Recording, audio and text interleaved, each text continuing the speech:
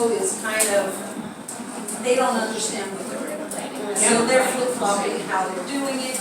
They, a lot of coffee shops were putting CBD, you saw this in the news, stop putting it in.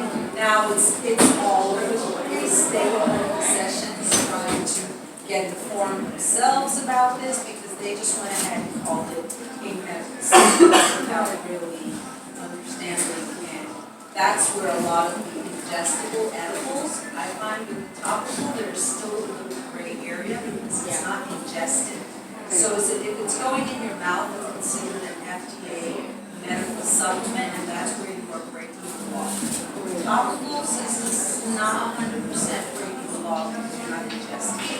So here's where my fundamental question is coming from. I shared actually this view that I became a believer when I hurt my back, and I ordered it, I put it on, and God is my witness. I woke up the next day and I was like, oh wait. And I just became a believer. I started talking, so I'm here because I just started talking to some of my friends who have pay grades way higher than mine, and all of a sudden it was like, you should do a workshop, you should do this, or they know how to make, because I make creams and lotions, I'm allergic to everything under the sun, and so I started doing that, and they're like, well, can you add this to it, you should make. So I'm just kind of here because it is overwhelming, but there's an opportunity, and I want to do it because I'm like 90% there because I'm kind of making everything, so it's just kind of like, okay, I know what worked for me, I know it was like hemp-based, and it was like 7.3 the THC, it was minimum, so the products that were in it were very specific, and I could see, make sure I didn't have reactions and stuff, so I'm kind of like, at that point now, it's like, well, what do you do?